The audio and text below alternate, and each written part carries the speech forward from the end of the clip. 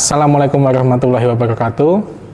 Perkenalkan, saya Amir Novianto, dosen dari Program Studi Agroteknologi, Fakultas Pertanian, Institut Pertanian Stiper, Yogyakarta. Saya merupakan peserta sertifikasi dosen tahun 2026. Pada kesempatan kali ini, saya akan menyampaikan pernyataan diri dosen dalam unjuk kerja Tridharma Perguruan Tinggi PDD UKT PT pada bidang pengajaran. Mata kuliah yang saya sampaikan dalam video pembelajaran ini adalah tentang teknologi dan informasi spasial dalam perkebunan. Mata kuliah ini mempunyai bobot 2 SKS plus 1 SKS untuk praktikum bagi mahasiswa semester 3 Program Studi Agroteknologi Fakultas Pertanian Institut Pertanian Stiper Yogyakarta. Mata kuliah Teknologi Informasi Spasial dalam Perkebunan merupakan mata kuliah dasar keahlian yang membekali mahasiswa dengan pengetahuan dan keterampilan dalam memanfaatkan teknologi informasi spasial untuk kegiatan seperti perencanaan, monitoring, analisis, dan pengelolaan perkebunan. Ruang lingkup mata kuliah ini mencakup diantaranya adalah konsep dasar teknologi informasi spasial, sistem informasi spasial geografis, basis data vektor dan raster, sistem koordinat, pemanfaatan GPS, geoinformasi, analisis permukaan bumi menggunakan data DEM atau Digital Elevation Model, interpretasi citra satelit, teknologi drone, pengenalan indeks vegetasi, sistem informasi digital, dan teknologi sistem pakar di bidang pertanian dan perkebunan. Capaian pembelajaran mata kuliah ini adalah bahwa mahasiswa mampu menguasai konsep dasar teknologi dan informasi spasial dalam perkebunan sehingga dapat digunakan untuk mengidentifikasi dan mengatasi permasalahan-permasalahan yang ada di lingkup bidang pertanian dan perkebunan, menyusun perencanaan dan proses-proses evaluasi hingga mengelola hasil tentang perkebunan dan pertanian. Pada video pembelajaran ini, saya akan menyampaikan materi berupa interpretasi citra satelit dan drone untuk monitoring kondisi tanaman perkebunan. Materi ini merupakan bagian dari sub CPMK keempat, yaitu pemahaman interpretasi citra dan analisis citra satelit dalam konsep penginderaan jauh. Materi tersebut juga sesuai dengan bahan kajian dalam RPS mengenai metadata citra satelit, jenis band yang digunakan, kombinasi band, resolusi citra satelit, kemudian hingga pada pemanfaatan citra satelit untuk indeks vegetasi dalam upaya monitoring kesehatan tanaman pertanian dan perkebunan. Setelah mengikuti pembelajaran ini, besar harapan saya bahwa mahasiswa mampu menjelaskan konsep dasar, prinsip dasar tentang penginderaan jauh untuk monitoring vegetasi, menguasai dan mengidentifikasi fungsi penggunaan dari band merah dan inframerah dekat atau NIR pada citra satelit maupun pada foto udara drone multispektral, kemudian menghitung dan menginterpretasikan hasil dari nilai NDVI hingga menganalisis variasi kondisi tanaman berdasarkan indeks vegetasi, serta sehingga menentukan zona-zona prioritas untuk kegiatan verifikasi lapangan dan pengelolaan lebih lanjut. Pembelajaran dilaksanakan secara tatap muka dengan menerapkan pendekatan pembelajaran berbasis kasus.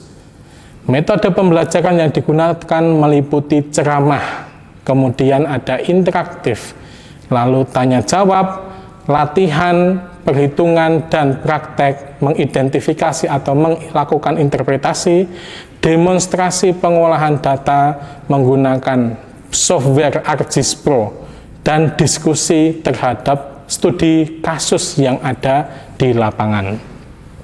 Dalam pembelajaran, saya berperan sebagai fasilitator yang memberikan penjelasan, pernyataan pemantik, penguatan konsep di dalam benak pikir mahasiswa, dan umpan balik sehingga mahasiswa mampu membangun logic thinking, spatial thinking, dan critical thinking terhadap teknologi informasi spasial dalam perkebunan.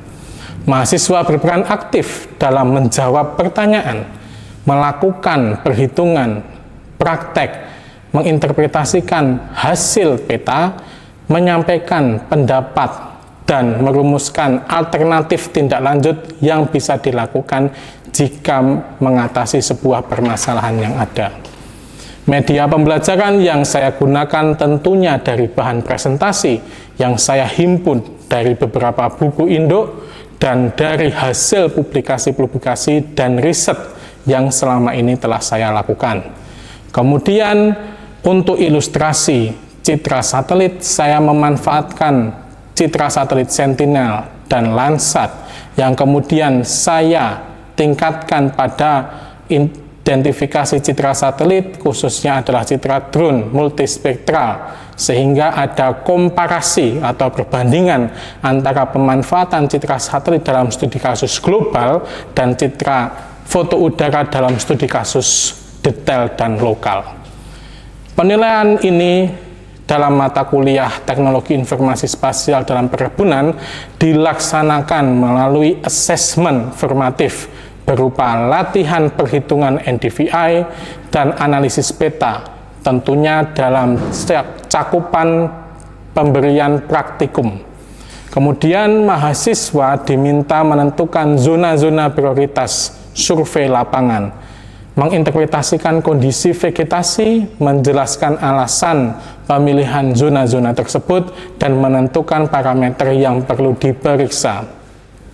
Kemudian penilaian didasarkan pada ketepatan bagaimana cara mahasiswa itu menjawab terhadap studi kasus yang kami berikan, memperhitungkan dan menginterpretasi hasil dari indeks vegetasi, ketepatan menentukan zona-zona prioritas, dan kemampuan dalam menjelaskan kemungkinan penyebab variasi kondisi vegetasi yang digenerate dari pengetahuan-pengetahuan di bidang ilmu lainnya. Serta yang terakhir adalah ketepatan dalam menentukan parameter verifikasi di lapangan. Melalui pembelajaran ini tentunya mahasiswa diharapkan tidak hanya memahami konsep penginderaan jauh dan indeks vegetasi atau NDVI secara teoritik, tetapi juga mampu mengaplikasikan informasi spasial sebagai dasar awal monitoring dan pengambilan keputusan pengelolaan perkebunan. Demikian deskripsi singkat mengenai mata kuliah Teknologi dan Informasi Spasial dalam Perkebunan serta perancangan pembelajaran yang telah saya laksanakan. Selanjutnya, mari kita simak proses pembelajaran mata kuliah Teknologi dan Informasi Spasial dalam Perkebunan dengan materi interpretasi citra Sentinel-2 dan analisis NDVI untuk monitoring kondisi tanaman perkebunan. Terima kasih. Bismillahirrahmanirrahim. Assalamualaikum warahmatullahi wabarakatuh. Selamat pagi semuanya. Apa kabar hari ini? Alhamdulillah sehat ya. Sebelum kita mulai, biar kita semangat, saya ingin jargon dulu ya. Iya. Ini biasanya untuk membangkitkan semangat kita kuliah, apalagi kita kuliah di siang hari. Ya, di siang hari kadang-kadang mungkin habis makan, ngantuk ya, biar semangat membangkitkan selera belajarnya. Nanti saya ucapkan semangat pagi, pagi, pagi, pagi, meskipun siang. Ya, semangat pagi, pagi, pagi, pagi. Ya. Tepuk tangan untuk kita semua. Oke, pada kesempatan siang hari ini ya kita bertemu lagi setelah 1 minggu kita terakhir bertemu, yaitu pada pertemuan ke-9 minggu lalu yang membahas tentang definisi citra satelit, kemudian jenis-jenis dari citra satelit. Kemudian pada pertemuan kita saat ini, pertemuan yang ke-10, kita akan membahas tentang interpretasi citra satelit. Ya. Kemudian kita gabungkan dengan citra pengolahan drone. Ya, jadi kalau citra satelit konteksnya itu luas, global. Kalau drone konteksnya sempit, detail. Ya, jadi dua data ini akan kita bandingkan dalam mata kuliah teknologi informasi spasial dalam perkebunan. Dalam upaya apa? Tentunya dalam upaya untuk melakukan monitoring kondisi kesehatan tanaman di perkebunan. Bisa tanaman apapun, teman-teman. Tanaman sawit, ya. Kemudian ada karet, ada kopi, ada kakao. Ya. Beda jenis tanaman, beda cara kita melakukan proses interpretasinya. Kemudian beda jenis tanaman juga beda cara kita collecting atau mengumpulkan data untuk diolah. Nah, pada pertemuan kali ini kita masuk pada sub CPMK keempat, yaitu tentang pemahaman interpretasi citra dan analisis citra satelit dalam konsep penginderaan jauh atau kita sebut sebagai remote sensing. Kemudian fungsi dari data citra satelit adalah untuk pemantauan tutupan penggunaan lahan. Ya. Semakin tahun bertambah tahun, ya, lahan itu semakin berubah penggunaan lahannya. Contohnya di Sleman, teman-teman. Di Sleman dewasa ini banyak sekali perumahan. Ya, yang semula mungkin di belakang kampus kita ini dulunya adalah sawah, sekarang sudah jadi perumahan. Ya, sudah jadi kos-kosan. Sudah jadi lini usaha juga. Ya. Artinya, dalam upaya memonitoring tutupan lahan, kita memerlukan citra satelit yang tiap tahun bisa merekam. Yang kedua adalah memonitoring kondisi vegetasi. Ya, ingat vegetasi itu bertumbuh. Tanaman itu tumbuh seperti kita bertumbuh. Karena tanaman ada proses pertumbuhan dan perkembangan, maka setiap minggu, setiap bulan, bahkan setiap tahun, tanaman tersebut itu akan berubah dari sisi vegetasinya. Ya. Bisa saja pada tahun-tahun tertentu tanaman itu terserang penyakit. Bisa saja kekurangan unsur hara, atau bisa pula kekurangan air. Ya. Karena terserang penyakit, kekurangan unsur hara, kekurangan air, maka kanopi vegetasi, ya, kanopi tanaman, daunnya itu akan berubah menunjukkan sebuah gejala. Yang ketiga adalah analisis lingkungan. Ya, karena konteks kita tidak hanya di sepetak bidang lahan saja, tapi mengelola ribuan hektar pada kawasan perkebunan, maka lingkungan perlu kita monitoring. Impak yang dihasilkan dalam proses pengolahan lahan yang kita lakukan di kebun itu jangan sampai mencemari atau merusak lingkungan di sekitar. 4 adalah manajemen SDA. Ya, bagi teman-teman yang berminat, misalkan tidak hanya di dalam konteks bidang perkebunan atau pertanian, tapi ingin melakukan manajemen sumber daya alam, misalkan konservasi hutan, konservasi fauna, flora, dan seterusnya. Kita bisa melakukan pendekatan untuk memilih lokasi mana yang cocok untuk dilakukan konservasi, ya, dengan memanfaatkan citra satelit. Yang terakhir adalah kaitannya dengan bencana. Yang terakhir baru terjadi mungkin bencana yang ada di Sumatera Utara hingga Aceh. Ada banjir, ada longsor, ya, yang berseliweran di berita-berita yang kita baca itu citra satelit menunjukkan sebelum terjadinya bencana dan setelah terjadinya bencana. Di Jogja, ya, sumber bencana itu asal muasalnya dari Gunung Merapi kalau meletus nanti juga bisa kita monitoring sebelum bencana seperti apa, setelah bencana luasan area terdampak itu seberapa. Jadi citra satelit itu konteksnya digunakan untuk umum, tidak hanya bidang perkebunan, ya. Dari sumber daya alam, lingkungan, pertanian, kehutanan, ya, bencana itu bisa semuanya menggunakan citra satelit. Hanya saja, ya, ingat, hanya saja kita mengambil sepenggal fungsi citra satelit untuk memonitoring area perkebunan. Yang kemudian data citra satelit yang kita olah akan kita validasi dengan menggunakan drone, ya, supaya apa? Hasilnya lebih akurat gitu. Jadi sebelum kita memasuki pada pengantar mata kuliah pertemuan siang hari ini, ya, coba saya review. Pertemuan ke-9 kemarin kita membahas tentang definisi citra satelit dan jenisnya. Ya, coba ada yang bisa menyebutkan jenis citra satelit apa saja yang familiar? Silahkan angkat tangan. Ya, silahkan. Landsat, Pak. Apa citra satelit? Landsat, Pak. Landsat. Oke. Ada lagi selain citra satelit Landsat? Masih ingat?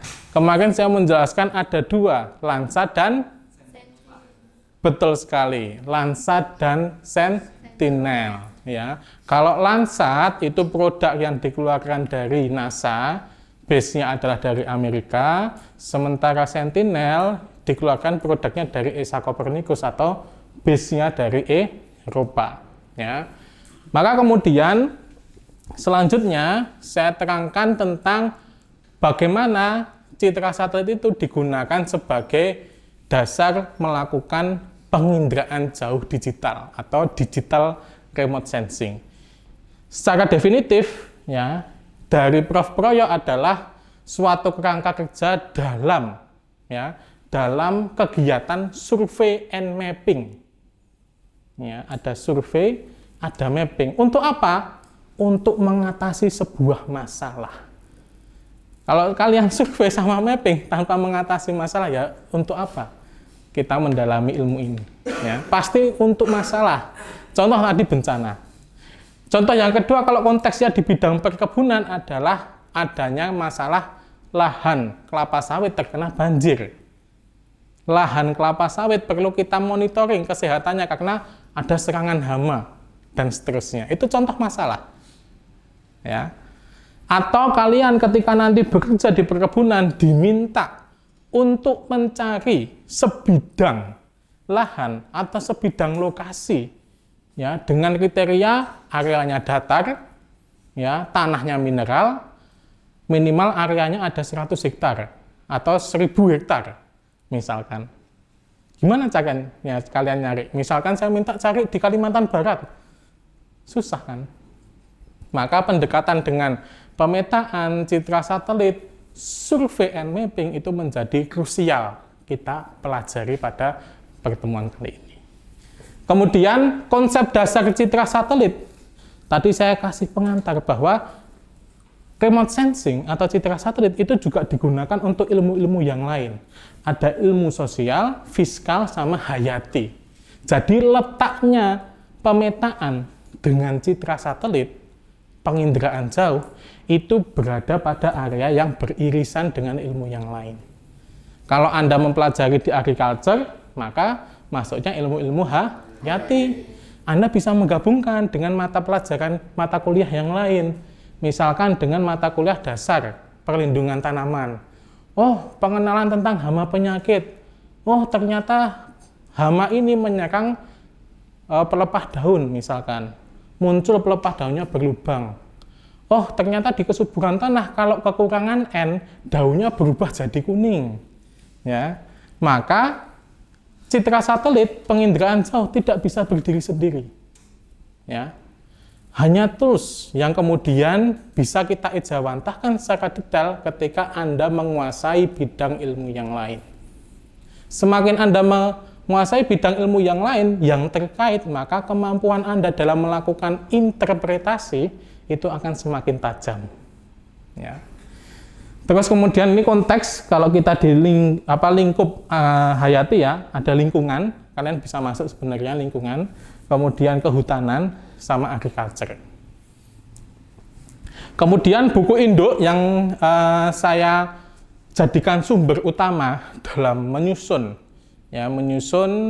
mata kuliah ini adalah Pengantar Penginderaan Jauh Digital ya, dari bukunya Prof. Proyo tahun 2012. Selain itu saya susun pula dengan hasil-hasil publikasi yang telah saya lakukan. Gelap.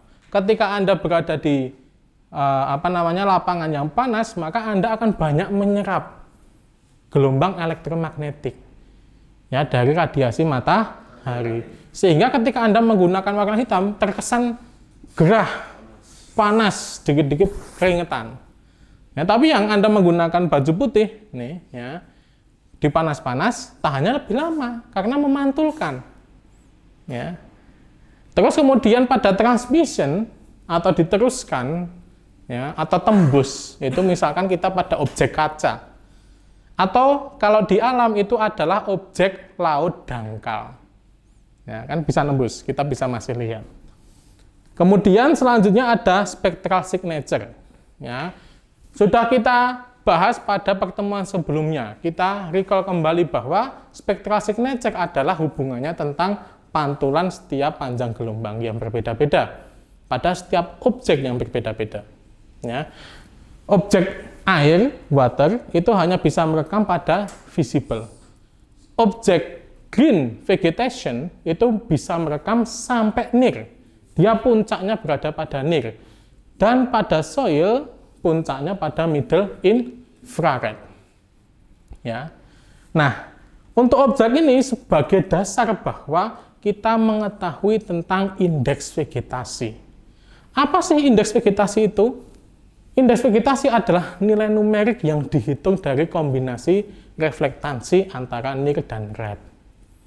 Ya. Indeks vegetasi yang misalkan vegetasinya mati nih, warnanya kan coklat, maka pantulan blue, green, red near-nya itu rendah. Pada vegetasi yang sehat, warnanya hijau, maka pantulan near-nya lebih panjang. Kemudian red-nya untuk apa-apa? Kenapa pantulannya rendah? Ternyata gelombang red pada vegetasi digunakan untuk proses fotosintesis. Maka kalau vegetasinya sehat, proses fotosintesisnya bagus, gelombang red-nya diserap. Ya, near-nya dipantulkan, green-nya dipantulkan. Maka kemudian dasar near dan red itu adalah dari ini. Selanjutnya ini adalah contoh-contoh indeks vegetasi, ada 5, NDVI, GNDVI, NDRA, SAVI, EVI, dan VARI. Ini nanti saya kasih PR untuk teman-teman, ya, sebagai bahan ulasan, ya, bahwa teman-teman setidaknya satu mahasiswa mencari satu jenis indeks vegetasi, kemudian dicari papernya, ya, di jurnal, kemudian diulas tentang indeks vegetasi itu. Kita bahas minggu depan sebagai bahan presentasi dari teman-teman mahasiswa. Jadi ini tugas ya sifatnya. Ya, siap? Siap. Wah, luar biasa ini mahasiswa kalau dikasih tugas langsung gercep. Kemudian ini adalah contoh data drone, teman-teman ya. Jadi kalau merekam dengan sensor, datanya warnanya hitam gini. Kecuali visible, langsung berwarna. Ya. Kita sudah mengulas ini di praktikum kemarin. Kan ini ada 3 SKS ya, satunya praktikum. Kita udah coba ngulas di praktikum. Ya, jadi pengolahan data drone sudah kita selesaikan. Dan contoh data multispektralnya seperti ini. Nah, yang terakhir, coba saya ingin salah satu mahasiswa menjelaskan. Ini adalah contoh dari kesehatan tanaman yang ada di kebunnya Insiper di Seat Ungaran. Ya, Insiper mempunyai area kebun yang luas, ada tanaman sawit, kopi, kakao, dan seterusnya. Ya, kemudian dinilai indeks vegetasinya. Coba salah satu bisa menjelaskan indeks vegetasi ini. Saya coba zoom. Nah, siapa yang berani menjelaskan? Silahkan angkat tangan. Akan ada poin plus dari keaktifan mahasiswa. Ayo. Silahkan. Ada yang bisa? Oke, silahkan. Berdiri dulu. Berdiri, Mas. Ya. Coba, ini Mas. Ini hasil indeks vegetasinya, ini kelasnya. Coba dijelaskan. Ya, menurut dari hasil peta kesehatan tanaman di sini ada beberapa jenis warna. Itu ada di situ, di legendanya ada merah, orange, hijau, dan juga biru tua. Jadi untuk tanaman yang sehat ataupun di situ diklasifikasikan dengan warna biru tua ada di beberapa titik, seperti ada di sawit, di TM remaja yang ada di bawah, di tengah, dan juga di yang tua. Sedangkan untuk tanaman yang memiliki tingkat kesehatan tanaman yang stres atau stres sedang dengan warna hijau itu hampir mencakup seluruh dari areal dari kebun istighfar ini. Mungkin hampir 70%-nya memiliki keterangan itu stres sedang dengan warna hijau. Untuk vegetasi yang tidak terdapat di dalam lahan ini itu ditandai dengan warna merah. Itu ada di beberapa titik seperti ini di lapangan dan juga di jalan. Karena dengan sesuai juga di jalan tidak ada vegetasi begitu. Oke. Ya, tepat 100 ya. Luar biasa penjelasan. Kita beri aplaus dulu buat teman-teman. Jadi area-area tadi mengindikasikan bahwa ternyata pada hamparan yang sama itu ada yang sehat dan tidak sehat. Ya. Terus selanjutnya, kesimpulan yang bisa kita ambil bahwa yang pertama, citra satelit itu merupakan data remote sensing, ya, yang masuk untuk mengenali sebuah objek yang ada di permukaan bumi. Kemudian berdasarkan sumber energinya, tadi ada energi untuk sensor aktif dan sensor pasif, ya. Kemudian untuk kualitas citra itu ditentukan oleh resolusi spasial, temporal, spektral, dan radiometrik. Kemudian pemanfaatan citra satelit memerlukan framework atau kerangka kerja yang valid. Dan terakhir adalah kombinasi band yang kita lakukan sebagai panjang kanal gelombang yang berbeda-beda itu sebagai dasar kita melakukan indeks vegetasi seperti yang dijelaskan tadi. Sekian pertemuan kita pada hari ini, ya, pada siang hari ini. Ini adalah referensi bukunya, beberapa saya ambil dari buku induk seperti Digital Remote Sensing, beberapa berasal dari publikasi yang telah Bapak keluarkan. Nah, dari hasil-hasil ini semoga teman-teman bisa mempelajarinya nanti di rumah. Kemudian tadi ada PR untuk minggu depan, ya, bahwa kita akan mempresentasikan tentang indeks vegetasi. Satu mahasiswa, satu jenis indeks, silahkan dicari papernya. Ya. Terima kasih. Sekian kuliah dari Bapak pada siang hari ini. Kita akan jumpa lagi pada pertemuan minggu depan, ya, di jam 13.00 sampai 14.20 pada pertemuan ke-11, ya. Kita akan membahas tentang pemanfaatannya khusus, ya, kasus-kasus untuk indeks vegetasi. Sekian dari Bapak, saya tutup. Billahi taufiq wal hidayah. Wassalamualaikum warahmatullahi wabarakatuh. Waalaikumsalam warahmatullahi wabarakatuh. Terima kasih. Demikian video pembelajaran dari mata kuliah Teknologi Informasi Spasial dalam Perkebunan di semester 3 pada program studi Agroteknologi Fakultas Pertanian Institut Pertanian Stiper Yogyakarta. Semoga video ini bermanfaat. Kurang lebihnya dalam saya membuat dan menyampaikan video ini, saya mohon maaf yang sebesar-besarnya. Sekian dari saya, Amir Novianto. Terima kasih. Billahi taufiq wal hidayah.